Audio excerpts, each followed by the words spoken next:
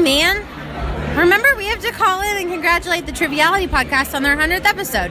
We wouldn't want them to miss information. A trivia podcast. What should we say, though? Excuse me, could I get this stove, please?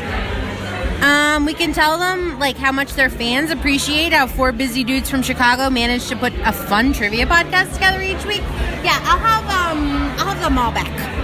And their guest booking skills are off the charts. I mean, obviously they booked us, Misinformation, a trivia podcast a bunch of times, so that goes without saying. And they tolerate us calling them our podcast brothers. You know what? I'll do a cheese plate, too. It was so much fun to hang out with them in person over Geek Bowl weekend. Oh my God, remember when the cute one said that thing about... Oh, you know what? We should get one of those, too. Oh, okay, yeah, let's definitely do that. Oh my God, yes. He is really cute and funny. I can't wait to have them on our show again. Which show? Misinformation, a trivia podcast. Yeah, we definitely need to call them later. Let me just check the number on this. Oh my God, wait, has this been on the whole time? Recorded in Chicago, Illinois, with your hosts, Ken, Matt, Neal, and Jeff. This is Triviality. The cream of the crop!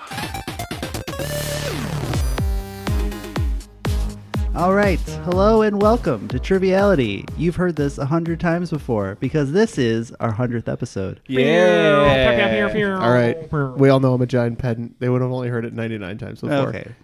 That voice you heard was Jeff. He's a know-it-all. Correcting me for the 100th time. Great job. Ken is also here for the 100th time. This is not true because we've all missed episodes. Yeah, I But- think so. I am here for the 100th time. Yeah, Neal's Hey, not good missed job. an Perfect episode. attendance, Neal. Thank you. And now I will be leaving the show. Thank you, everyone. He has reached his contractual obligation of 100 episodes, and he will no longer be. I will be appearing. replaced by Christopher Plummer. Yes. Hello, Triviality. I thought we were going to get Kurt Russell. Is that what we wrote down? Yeah, so one of my favorite facts of Walt Disney, I don't know if you guys know this, but when he died, he wrote the name Kurt Russell on a piece of paper. Yeah, and they That's his didn't know last words. that's who he wanted to was- replace Neal. That's on who 100th murdered episode. Walt Disney. It's Kurt Russell. Clutched in Walt's cold, dead hands. Kurt Russell.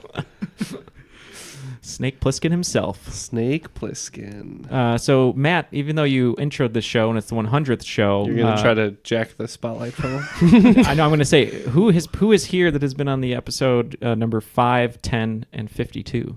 Probably not me because I missed the most episodes. But the answer to that question is Jason Borsom of Liquid Kourage.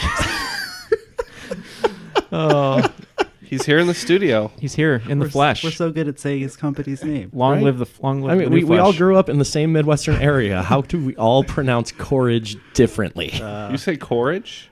I did. Courage? Oh, my You goodness. did. It's like we're getting in your head. You're like an earworm. I've Neal, you're rubbing off on me. I don't like beachfront this. property in Jason's head right now. Ooh. Rent free. Well, Jason will be hosting our episode. yes. We're going to be playing by ourselves. We haven't done that since the beginning. So if you've listened to those early episodes, I'm sorry. But we also played by ourselves a lot, and we didn't do so well. So We didn't have friends. And We some also of them we did have recorded. friends. Sometimes we didn't record. Now so. we have so many trivia friends. So this is going to be a loosey-goosey, four-for-all.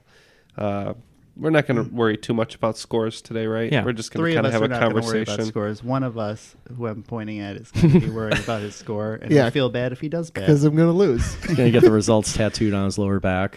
Oh, I would love the day we could get Jeff to get a tattoo off a bet or a lost game. Never on my lower back. 25% of us have back tattoos right now. They're removable. Tattoos on the back are a samurai shame. Yeah, I can't go to bathhouses. I know that for sure. So, we're going to play with the format a little bit. We have some people called in and left us some very nice messages. We'll be playing those from those people. Yeah, thank you for doing that. And today's episode is sponsored No, by Iron Brew, Nope. original and best, it's not. by way of Adam Addy Lewis. He gave 100 sponsorships away. Yeah, he gave us a Um, giant bottle of this when we were in Vegas, and we weren't sure how we were going to get it home because it was not fitting in any of our bags. It's more than 3 ounces, And for sure. my bag was slightly overweight, so we had to finagle it back. Yeah, but it so made it did some jumping jacks, lost the weight. We got the Iron Brew in the bag, and we're trying it out now, and it's a very interesting flavor. Yeah, Jeff loves it because it is the essence of Iron Brew that's brewed in Scotland since 1901. Yeah. Secret 32 flavors. I think this one was brewed in 1901. It tastes a little funny. I don't know if that's just me. I think it's just a flavor you're not used to, Matt. Yeah. Yeah. Orange cream soda hasn't made its way to America yet, but I feel like any day now. No, that's what it is. It's like if cream soda incepted orange drink in Yeah. its dreams. Matt, tell me this. This is what it says. A spirit that's as bold as its taste. You can't describe it because there's nothing like it. But Is that true? I just did describe it. Okay. But it Don't has tell me my business, bottle. it has a general idea. So Yeah, I think so. Sponsored by Iron Brew, let's go to the rules guy and get the rules for today's game. The rules of the game are simple. 20 questions split into 2 rounds worth 10 points apiece. At halftime, there'll be a special swing round designed by this week's host. After regulation, players will enter the final round with the points that they've accumulated and will have a chance to wager 0 to 30 points on 5 categorized questions. At the end of the game, someone will be named the cream of the crop. The cream of the crop! Nobody does it better. a special reading for our 100th episode. You know, I'm having trouble kind of remembering the rules. Can we run it back one more time with the rules guy? The rules of the game are simple. No? Okay. No, yeah. All right, let's just jump into the game in that case. All right, guys, so we're ready to go? Yeah. I All suppose. right, let's jump right on in with question 1. It is a complete coincidence that what automaker, located far from Israel, shares its name with the name of the 7th month of the Hebrew calendar? I really don't know. Yeah. This is why I hate playing by myself, because now my ignorance really shows. I heard this on a Morgan Freeman documentary this week on Netflix, and I'm like, that is good question fodder. That's interesting. Oh. Yeah. I haven't watched that one yet. And I went in the research and made sure, yep, no connection whatsoever. It's a complete homophobic coincidence. I've been watching You for the 3rd time. Back in Israel, there was a car company. You're getting there. Its name was Peugeot. That's all I got. I got Peugeot. Peugeot's a really fun one. I like that. I'll go. I'm gonna go say Nissan. Yeah, I said it's a coincidence because this would be the most not Hebrew name, but Fiat. And I said, I thought Scion. Oh, there you go. Congratulations, Chef. You are on the board with Nissan, the 7th month of the Hebrew calendar. Yeah, apparently the auto brand name is a combination, like a portmanteau of the holding company that eventually became Nissan. Okay. So it was kind of their name on the Tokyo Stock Exchange. If I'm not mistaken, Ni and San are 2 and 3, right? Yeah, Ichi, Nissan, Shia. So Nissan used to be Datsun was one of the primary companies that owned it, and most I of their thought Michael Jordan owned it. Yeah, I know, right? I think the 23 comes from their like racing car history. Okay. So there's something in there with that. I don't know if it's that first or whatever, but yeah, there's something there with Yeah, that. I've heard the 2-3 connection with Nissan. Did Jim before, Carrey too. figure out the 23 connection? All right, so moving on to question 2, guys. Though she was born with the last name Tomalin, what famous actress continues to use her first married name professionally, which she acquired during her marriage from 1967 to 1979 to the man who played Prince Humperdinck in The Princess Bride?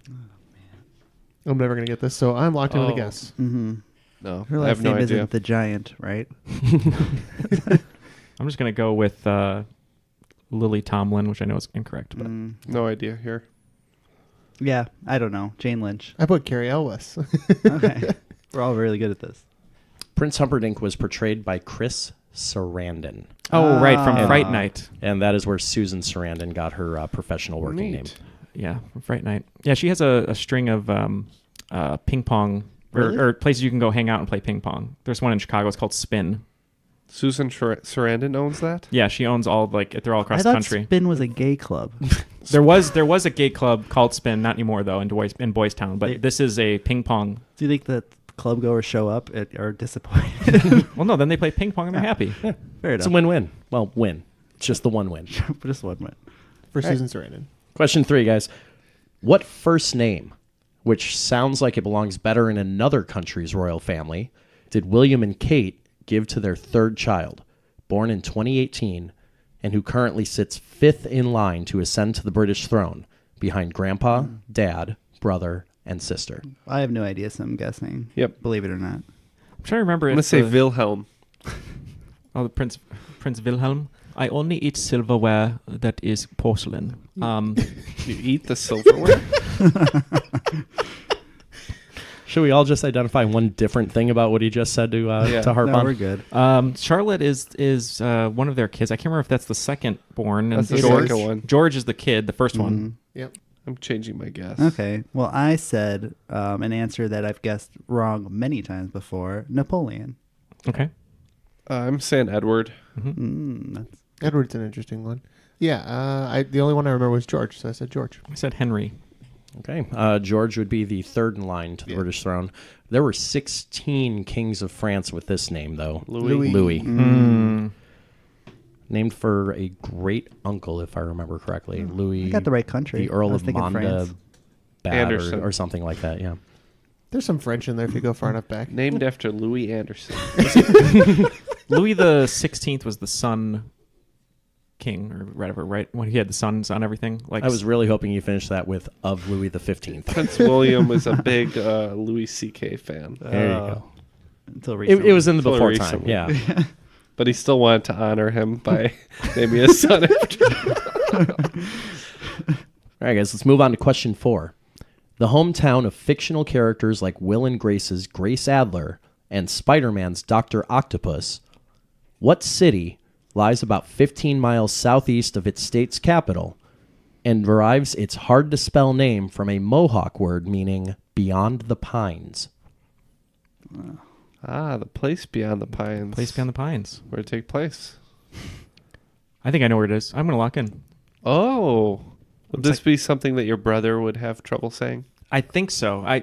That's my gut, but I now that he reread it, I'm thinking it could be something else, but I'm going to go with it anyway, yeah. I have an answer. We drove right past it on our way to Boston, I think. Oh, interesting. Yeah, I did a movie here. I did a movie in this town. Actually, it wasn't even in this town. It was the entire city.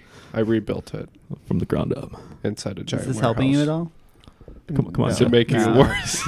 No, I went. come on. You like my movies, right? Hold Jeff? on. There's a. Have you seen Capote? Let me just tell you, working with Charlie on this film was a great honor.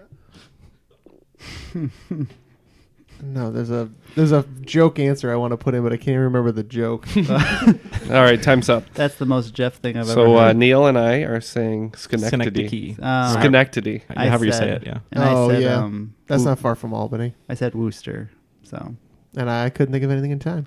Yeah, So good the- idea there, but it is Schenectady, New York. So the joke here is that there's a movie called Synecdoche, New York, and his brother was having trouble differentiating Synecdoche, New York, and Schenectady. ugh.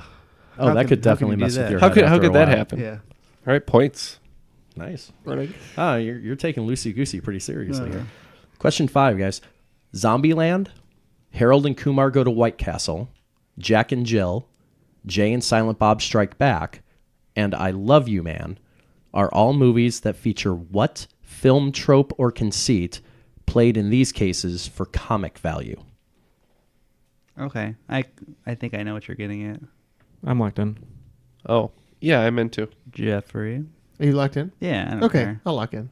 I believe it is a fictionalized version of a celebrity or cameo playing themselves, but a comedic version of it. Yes, I agree. And I said the same thing. I said Chekhov's gun. 3 out of 4 ain't bad.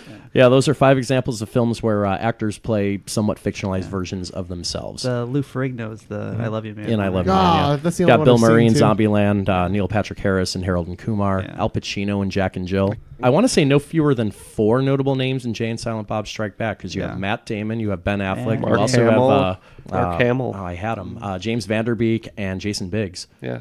Slap of the bass.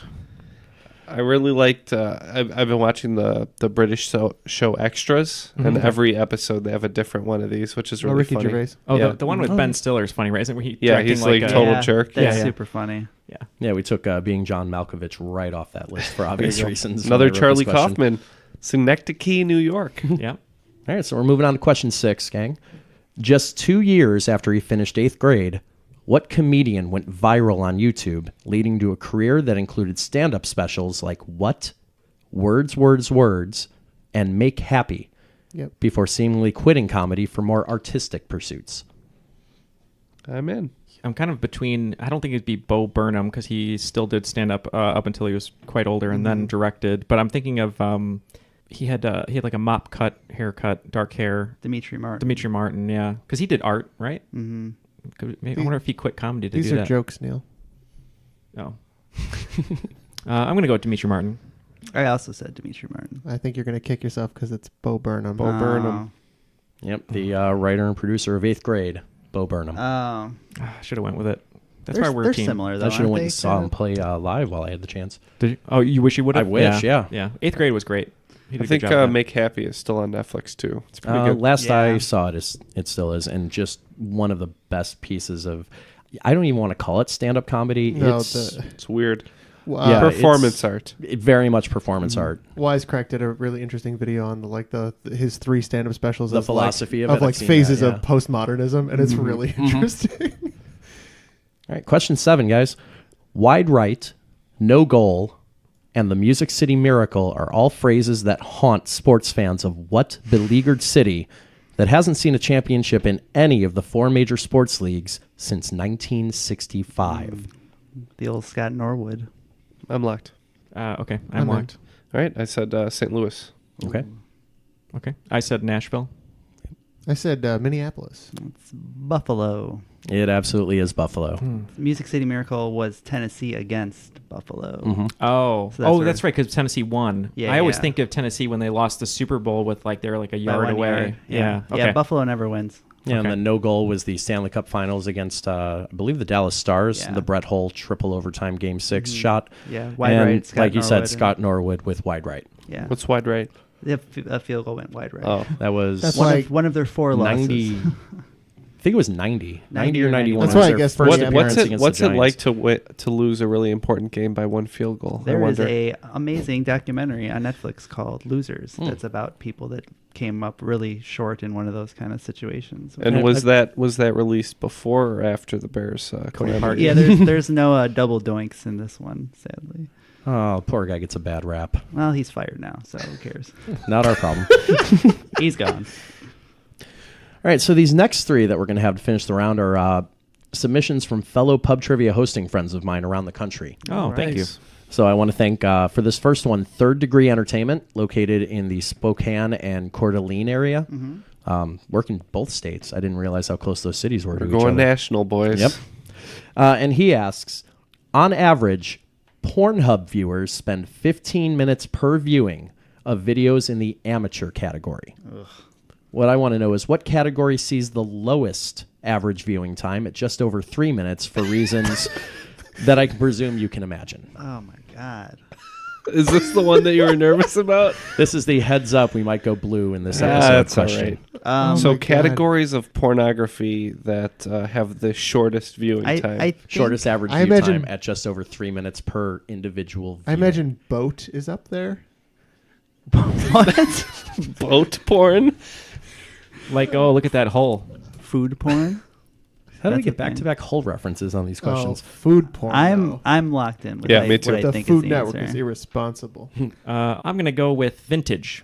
All right. Well, I would be remiss, and I think the boys would be disappointed in me if I didn't say Hentai. Japanese. Yeah. Okay. I thought maybe it's celebrity. I said. Oh my God.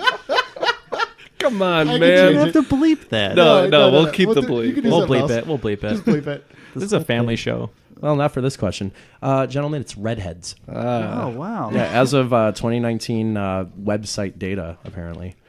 That's There you go. whatever. Moving on as quickly as possible. And we never talked about it again. Question 9 comes to us from Footnote Trivia, located in the San Francisco metro area. And they ask, in 1864, President Lincoln approved the founding of Gallaudet University in Washington, D.C., one of the first bilingual colleges in the U.S. One of its 2 languages was English. What was the other? Locked in. Oh damn. Your memory serves you well then. I thought this was going to be about creating the Secret Service or whatever that was. No, that's good. I think he did that in 1865. He did it right before. The papers were on his desk Yeah. basically when he was killed. Yeah, essentially So, the day he was assassinated. Should have done it a little faster. But that's the same. I have 3 years of taxes to do, so I understand. I'm just going to lock in with Latin.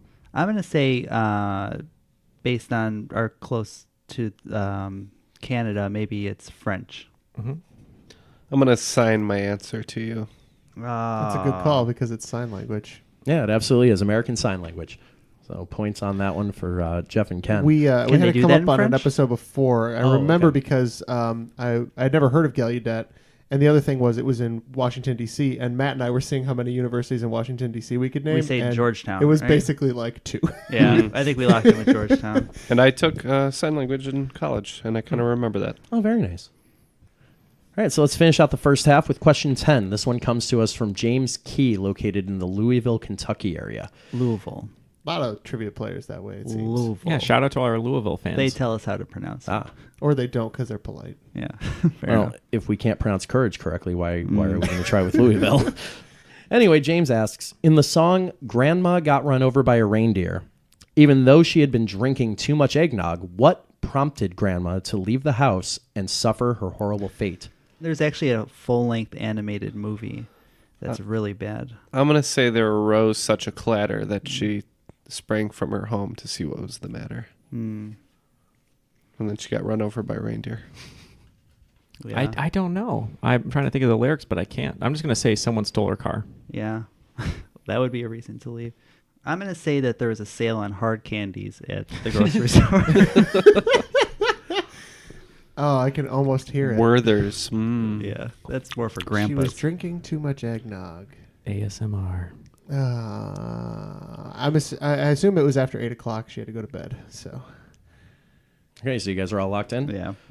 According to the lyrics of Grandma Got Run Over by a Reindeer, she forgot her medication. that's right. Oh, well, she went to the grocery store. I guess it wasn't for candy. It's funny how like immediately you can hear it as soon as you hear the answer, like in cadence. Well, I have 20 points.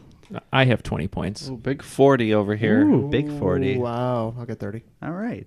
So the real winners are the audience right now. Yeah, they're probably doing much better than us. Tell us how much better you're doing than us. We appreciate it. Or don't. I'll get sad. Yeah. Well, then definitely do. Hey, any chance to actually, Jeff, is a good chance to take. Oh, Absolutely. there's so many. Let's swing round. Yeah, let's jump right into the swing round, which tonight is titled Trivia Three Ways. A little bit of a play on words since the word trivia basically is derived from the Latin for three and way. Okay.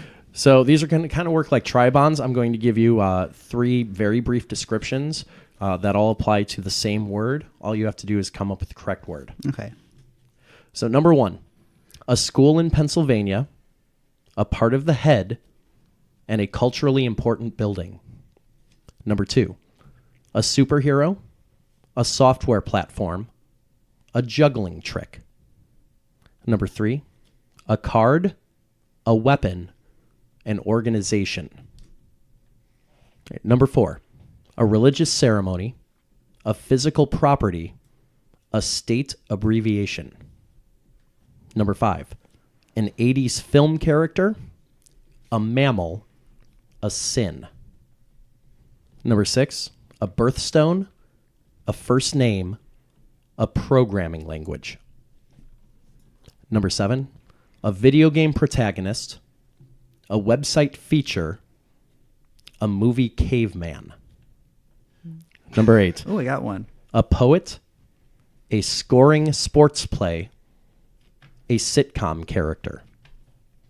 Number 9, a fashion accessory, a singing technique, a drink. And number 10, a dog, an athlete, a former senator. So we'll give those to you one more time. Number 1, a school in Pennsylvania, a part of the head, a culturally important building. Number 2, a superhero, a software platform, a juggling trick. Number 3, a card, a weapon, an organization. Number 4, a religious ceremony, a physical property, a state abbreviation. Number 5, an 80s film character, a mammal, a sin. Number 6, a birthstone, a first name, a programming language. Number 7, a video game protagonist, a website feature, a movie caveman. Number 8, a poet, a scoring sports play, a sitcom character. Number 9, a fashion accessory, a singing technique, a drink. And number 10, a dog, an athlete, a former senator. All right, so we're going to have 30 seconds here to discuss. So I only have a brief amount of time to cover our Patreon plug for this episode. That's the magic of podcasts. 30 seconds to think this over. So if you are considering supporting the show, and we'd be ever grateful if you would do so, you can do that at patreon.com/trivialitypodcast, where in addition to helping us out a little bit, you can actually get a little bit for yourself, too. We've got some great perks and benefits over there, including bonus episodes and some swag for patrons. And we like to also put some things out there just for patrons only, like our wagers after we fulfill the bets. Yeah. So, and we're recording a game after this that's going to drop at some point, so be on the lookout for that. we did an AMA recently that's exclusively only on Patreon. So yeah, which is ridiculous. it is Listen to that. real good. So yeah, if you'd like to support us, you can do so there, and we would be forever grateful. So now that we're all locked in, back to Looks the like game. you guys are good to go. So let's go over these one at a time and see how you did. Number 1, a school in Pennsylvania, a part of the head, a culturally important building. I went with Temple. Also went with Temple. I went with Temple. I did not answer. Should have gone with Temple. That is indeed the answer we were looking for. Number 2, a superhero, a software platform, a juggling trick. So after a little bit of in-studio cheating with... I think you mispronounced chatting, but okay. Yeah, we came up with, or I came up with Shazam. Yes, after I told Ken the answer was Shazam. You didn't tell me the I answer. gave you I lots feel of bad hint. because I think I got there on my own, but I thought it was Shazam. I went with Shazam. Flash. What?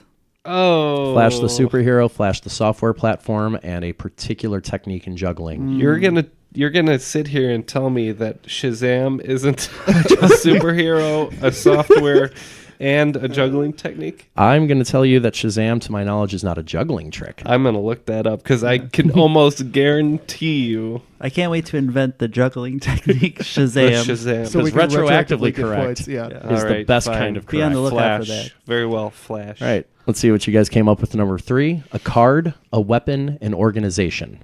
I was lost on this one, so I just put Blackjack. Boy Scouts of America.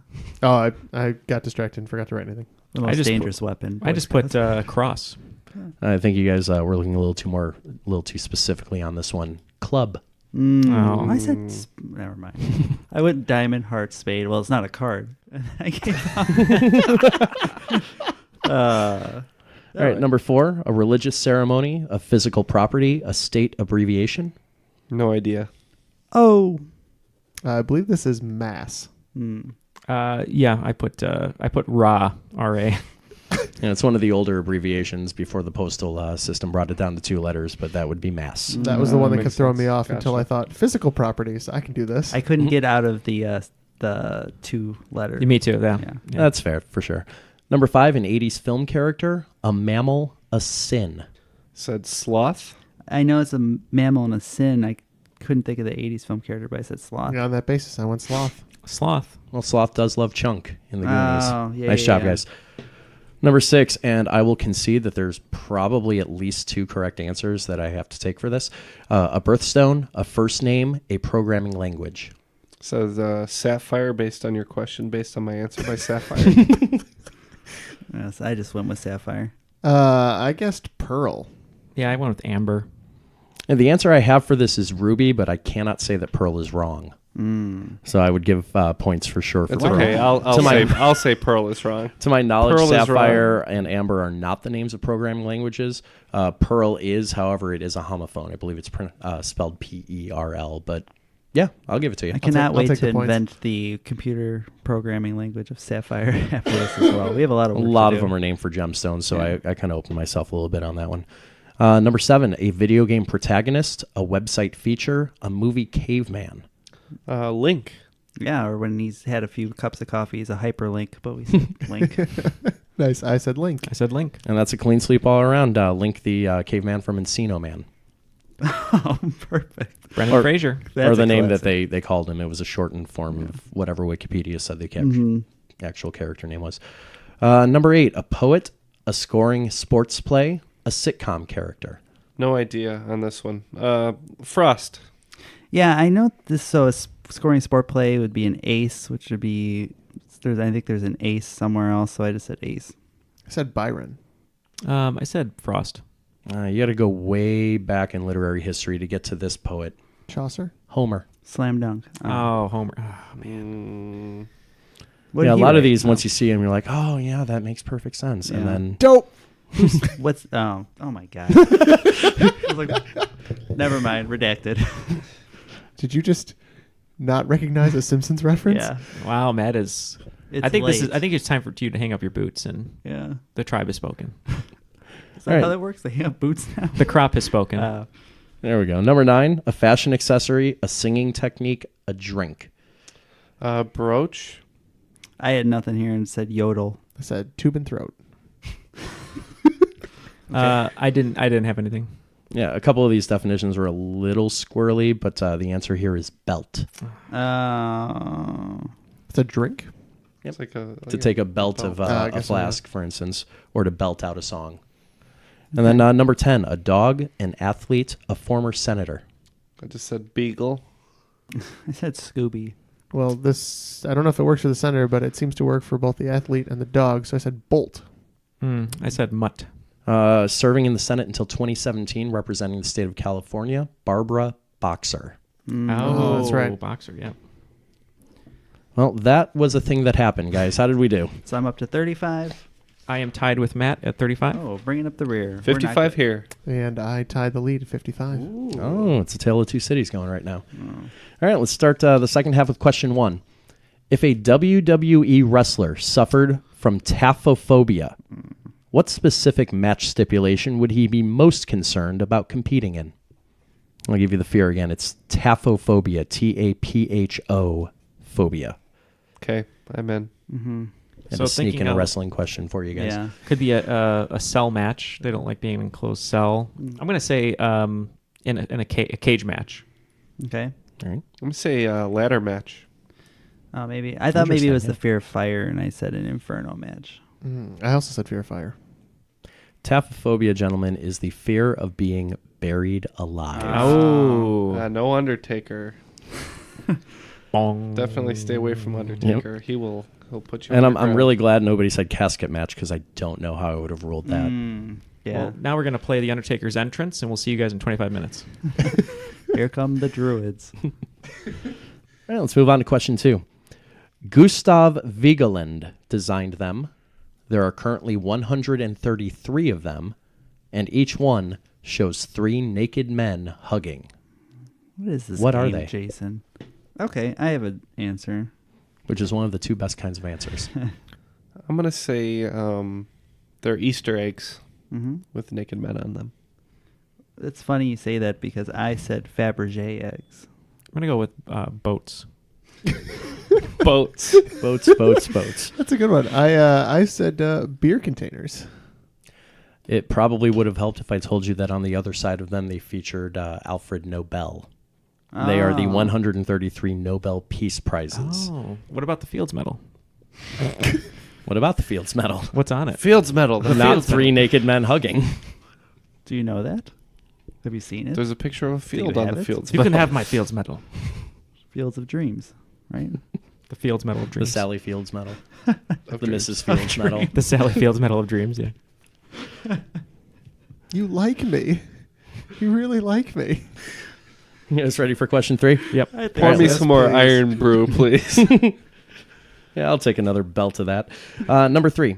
Video games that feature common elements like side-scrolling, platforming, and large, non-linear interconnected maps where full access is restricted until players acquire certain items or abilities are often grouped together into a genre named for a portmanteau of what 2 franchises, often considered the origins of the genre.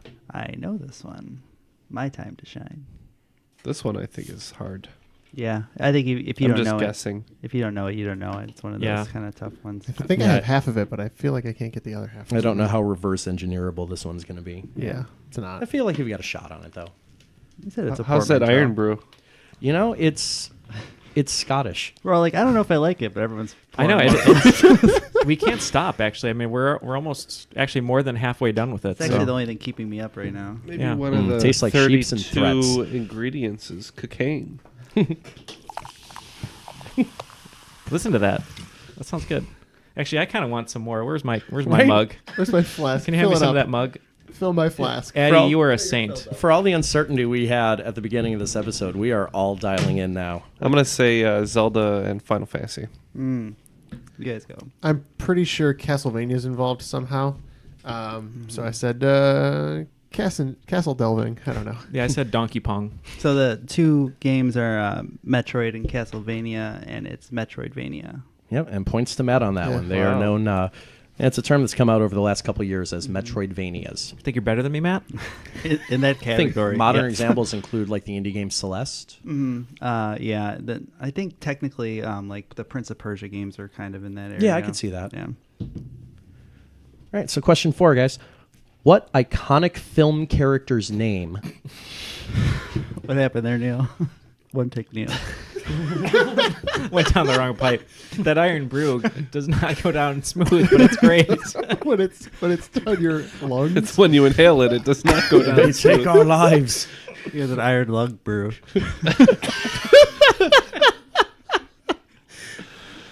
It's been a weird episode.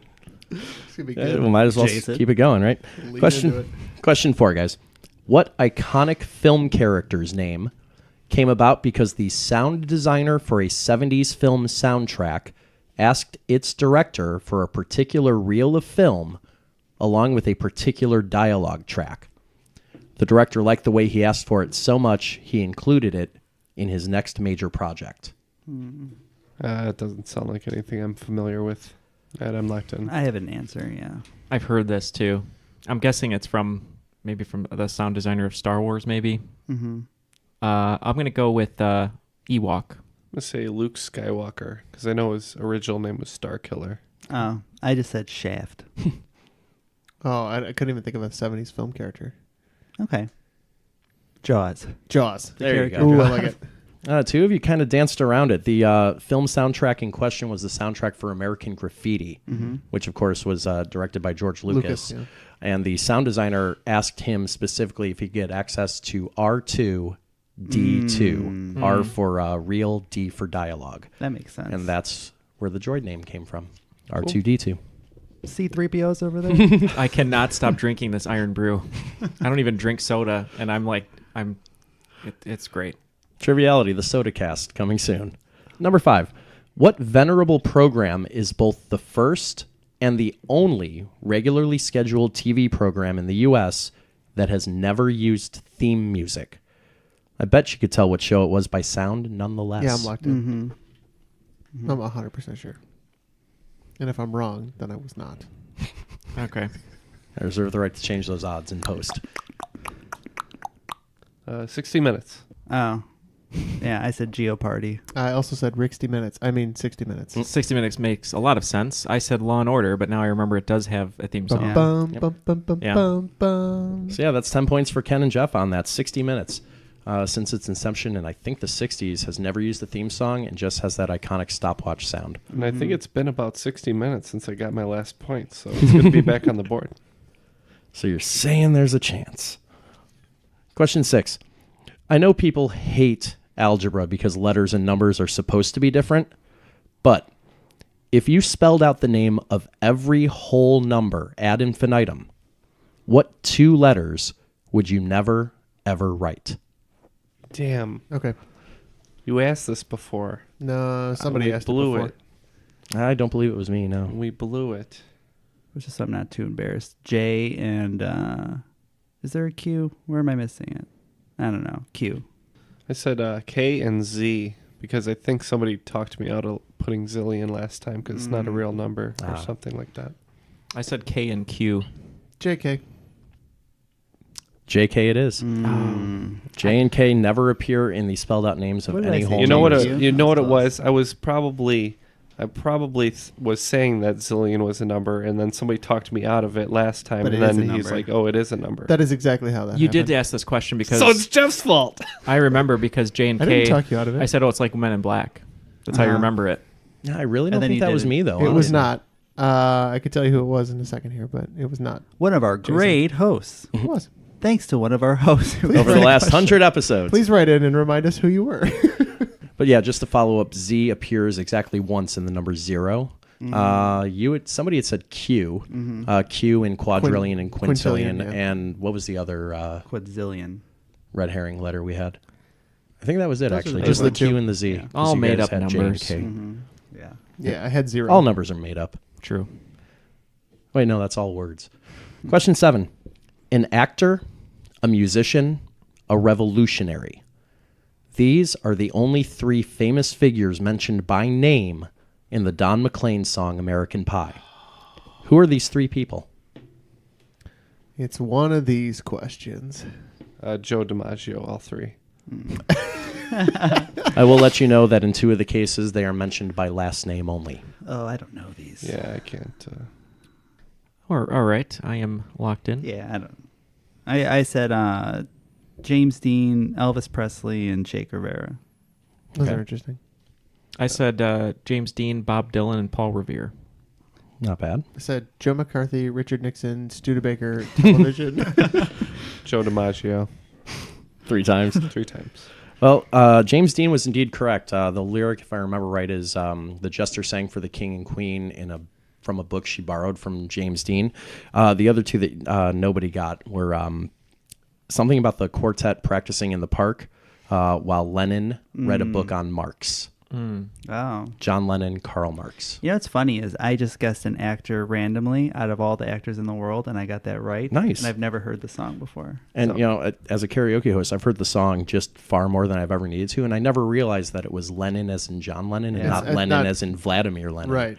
But yeah, that makes the quartet practicing in the park reference a little more, as I think they were referring to Sensible. the Ebbets Field Beatles concert in the 60s. One of these days, I'm going to bust out a John Lennon impression, I'm sure. Oh, imagine that. All right, question 8. What Pro Football Hall of Famer, single-season record holder, and current media personality is one of today's best-known people with what is known in medical circles as diastema? Either diastema or diastema. Is that when you lose all the hair on the top of your head, but you still have it on the sides of your head? Are we not talking about Terry Bradshaw? I thought you were going the Urlacher yeah, route that's with what I that. was gonna say. Yeah. No, he got that all fixed. Yeah, it's when you lose all your hair and then you show up on billboards with a rug Yeah, if somehow. you've driven anywhere in Chicago, you know that Brian Urlacher has his hair back. They're everywhere. and all no of it. offense And to the Rhino. legend, but it just looks wrong. Well, they're all puns, too. It's like Hair Locker, and like then Ryan Sandberg has So- his own. Brian Urlacher sued another hair company for using his image in their ads, Oh, really? not Restore. Oh. Oh. Yeah, so don't do that. You've been folks. doing your research, Ken? They were like, oh, this is the same procedure, but it wasn't the same company. Okay.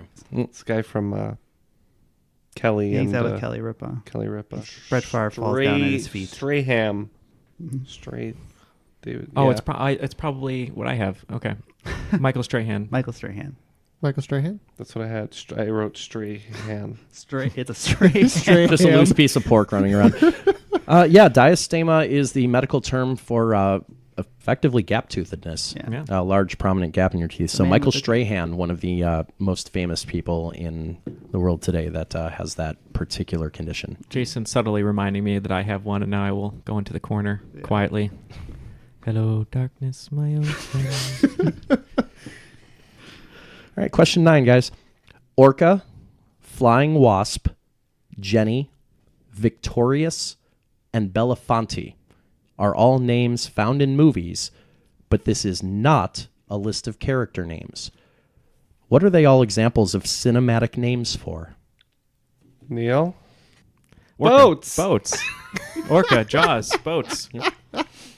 You get a ship in here, you get a Jones and Shark. Back in the U.S. Indianapolis. Quit, please. Please stop. Grab me another iron. Please stop. Grab me Quit. an iron brew. And the iron brew descended for Jaws. I don't know what's going on. This was, of course, after we had to cut Neal's rendition of Boats and Hose. So I heard everyone say boats, and then it came to me. Yeah, it's funny how that happens. My actual answer, I thought maybe red herring, so it's wrong. I was originally thinking planes, and then I thought about Orca, and I went boats. Yep, those are 5 somewhat famous examples of boats or ships in films. You guys want to go through all 5 of them? Sure. Orca, of course, from Jaws. Jenny in Forrest Gump. Jenny. I'm trying to remember. Victorious, I think, was Master and Commander. Top of my head, I don't remember where Flying Wasp and Belafonte came from. Okay. I don't know if you guys do. Step Brothers. How dare you? Maybe we can take 10 seconds to look it up. No, but nope. No, we just power through. Through. All right, post it in a comment on the listener thread for this. Or don't. Or it'll be in our group, the crop. So, where you can join us there. Exactly. Give And to put one more shot in the temple on this game, question 10. School in Philadelphia. Question 10. When measuring large quantities of beer, 2 barrels equals a hogshead. But what word, often used slangily to describe any large amount, is an actual unit of measure equal to 2 hogsheads or 126 gallons in the U.S.? I've got to guess. Buttload. I also said buttload. I was tempted to go ass load, but I went butt. Oh, I said Portsmouth. I don't know what that means. Well, 3 of you just got a buttload of points because it right. is indeed buttload, or more specifically, just the A term butt. butt. Yeah. Although they seem to be pretty interchangeable from what I found over the weekend. All right. Well, I bring my A game for you guys. Come on now. My points are up to 95. I have 65. I have 55. I'm playing very poorly, guys. I'm sorry. I had a little bit more math to do. I have 105. Oh, smart ass. You had to add 10 extra points. It took a while. Okay. All right, so that is what you guys are bringing to the table for the final questions of the game? A pittance is what I'm bringing. I don't know. Just keep pouring the iron brew. I That's assume all this I is care going to about. be like my Vegas performance, and the points are all going to go away.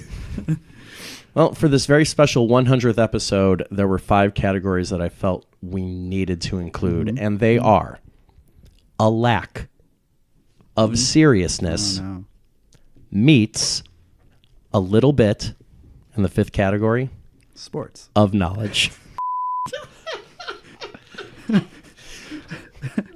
I wrote sports after you said Now, is meat spelled with an A? Is this about pork? Meats is indeed spelled with an A. Okay. And more specifically, of knowledge is OF knowledge. Okay. All right. Looks like all the wagers are in, so let's get those questions. All right, so final question number 1. The category was a lack. A dauntless prince laments.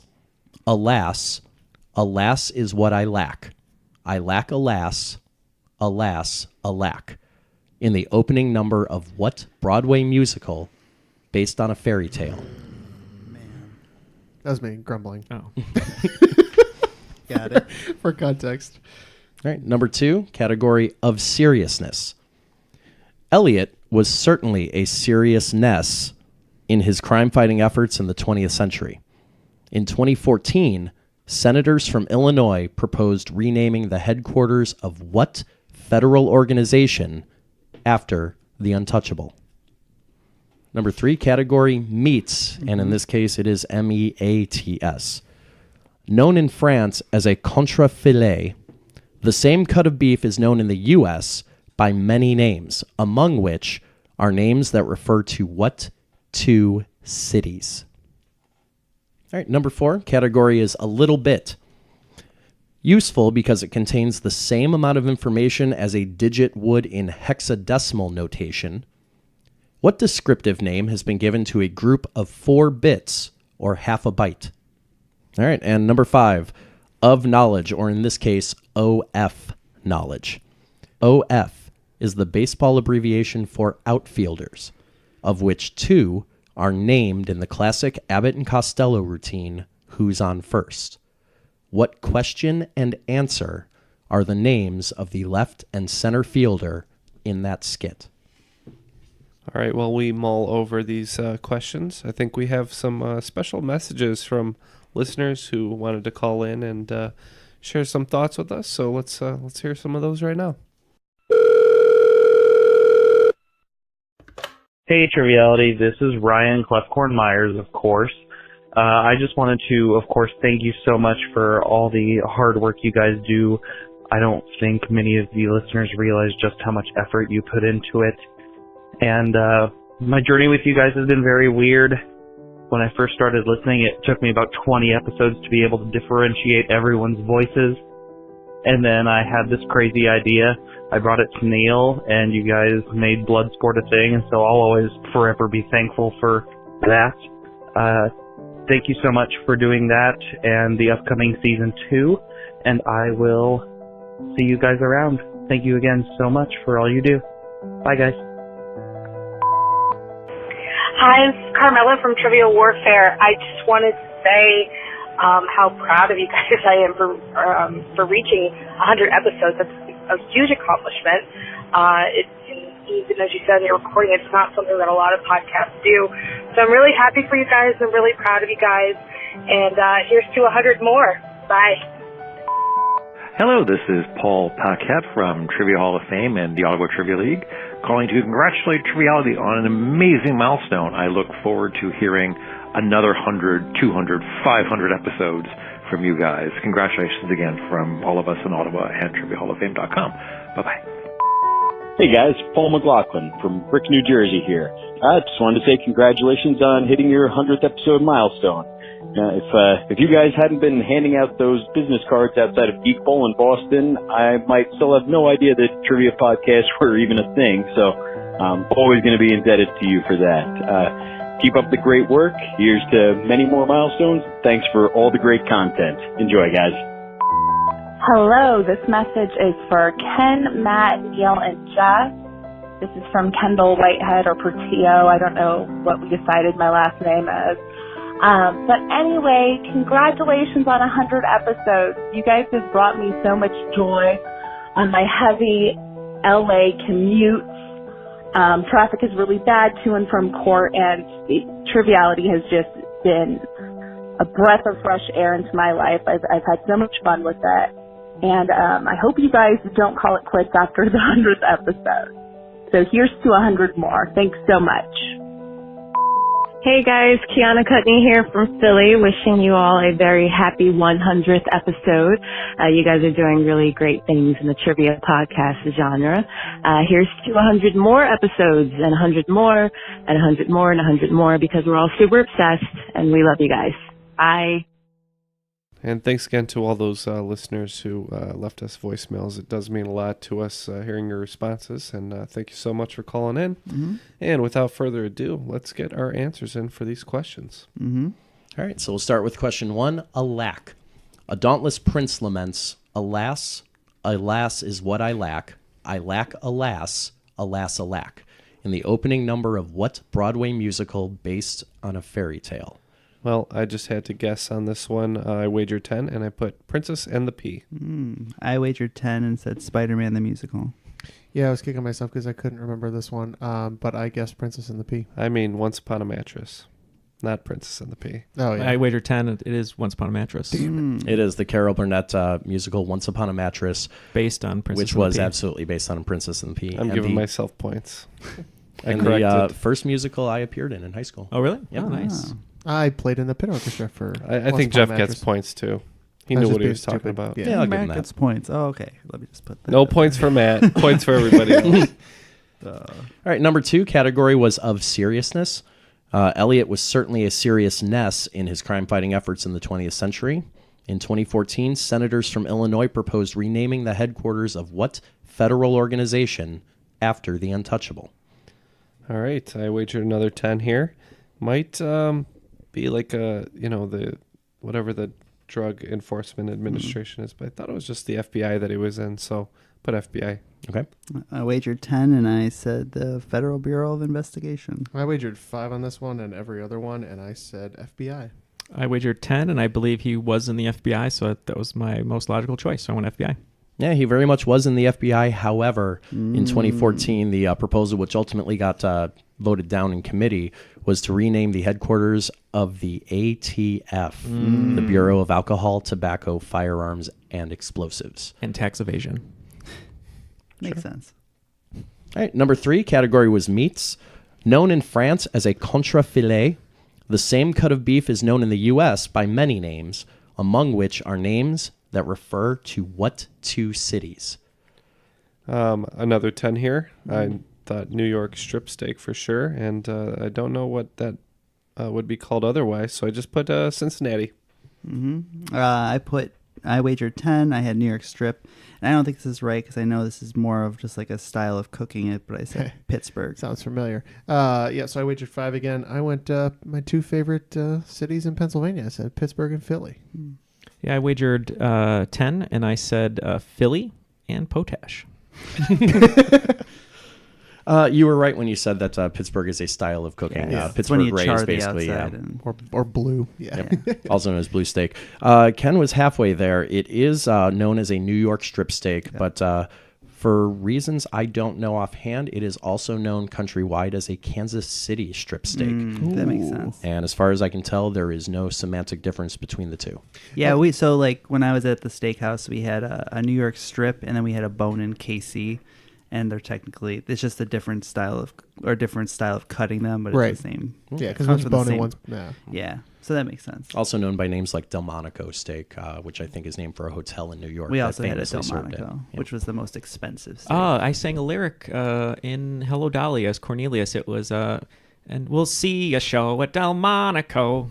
Great. There you go. And if I remember right, Delmonico steak refers to one of these steaks cooked and served in a specific type of sauce. In a nice Chianti. But yeah, the cuts are all the same. All right, number 4, a little bit. Useful because it contains the same amount of information as a digit would in hexadecimal notation. What descriptive name has been given to a group of 4 bits or half a byte? For 10, I said quart. I wagered 10, and most of those words were nonsense to me, so I said Moonanite. I don't know. Hexadecimal's got 16, I think, so I said 16. Okay. 4 bits equals a guilder. Dutch money. I really thought one of you was going to get this one because in non-computer context, if you take about half a byte of something, you just take a nibble. 4 bytes is equivalent to a nibble in computer parlance. I don't care for that.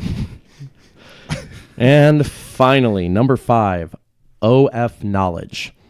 OF is the baseball abbreviation for outfielders, of which 2 are named in the classic Abbott and Costello routine, Who's on First. What question and answer are the names of the left and center fielder in that skit? I put for 10 points, How and Him. I wagered 10. I think left is left out, and I think maybe center was out there. That's what I said. I knew I wasn't going to get it because I'm not familiar with this, so I put a giant line through the box on my page. I wagered 15, and the only question I can think of in the skit is when he goes, why? Because. So I said why and because.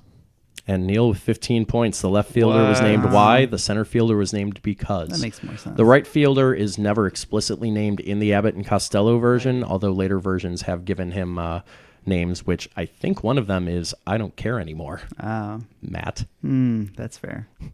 I felt that about 10 minutes ago. Well, we've let all the air out of this game's balloon. How did we finish up, guys? So I lost 50 points, and I end up at a robust 15. Well done, Matt. Yes.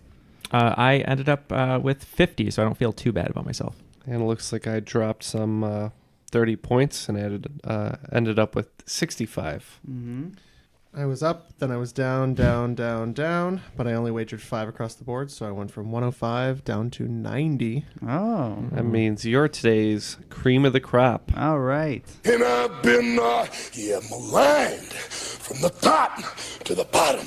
And me with the lowest score, this will be my last episode now, is how this works. Yep, it's elimination style. Yeah. The crop has spoken. Take your last sip of Iron Brew and see yourself Get the out of here. I thought we discussed that henna tramp stamp for the loser. No thanks. It's only 6 weeks. Well, thank you for today's sponsor, Iron Brew. Addie, thank you for... Not a sponsor. We started drinking it, and we're like, we don't know if we can get on this, but now the bottle's basically gone. I do think that we all just crashed about 10 minutes ago. Yeah, but it's great. I mean, the taste is palpable, and it's enjoyable. Palpable. It's certainly flavorous. The drink you could drink. You could get paid to do a promotion with that kind of language. Iron Brew, technically a foodstuff. We appreciate all of our listeners sticking with us through all these shenanigans, 100 episodes of shenanigans, some more than others. This one probably most of all. But here's to another 100, guys. Yeah. Thank you very Did I much. say 100 years or 100 episodes? 100 years. 100 years more. 100 years. We're going to be the Rip Van Winkle of podcasting. I mean, did I say 100 years? You just said 100. Right. I believe. You did. No, to echo Ken, thank you very much for sticking with us. If you've been with us from the beginning, it means a lot. You know, we've released an episode every week without fail, and we figured, today we kick our legs up, literally with Ken here. His legs are on the table. Yeah, it's a bit we've much. worked hard, and I think that's actually what caused my performance to drop. The nausea. Sitting next to. Yeah. I did want to read my favorite review as for on episode 100. This is from Film Vault Fan, and it says, "Awesome." Thank you. Oh. I agree. Poignant, Thank you. simple. Yeah, more of those. Elegant. Thank you very much, though, to all of you, especially those who found the show, told some other people, and even became a Patreon supporter. So you guys are the reason we continue to do this. And even Jason. Thank you, Jason, for putting this band together. You're the Lou Pearlman of our NSYNC, and at one point you will go to jail yourself. O-Town, excuse me. No, that tracks. Absolutely. Thank you guys so much for having me. It's always a pleasure to be here with you. Yeah, we appreciate it. You write the best questions and keep us honest. On that note, thank you all for listening to episode 100 of Triviality.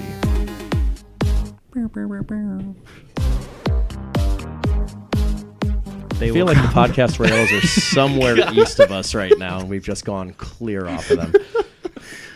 You guys ready for question 3? Yep. Pour me some more iron brew, please.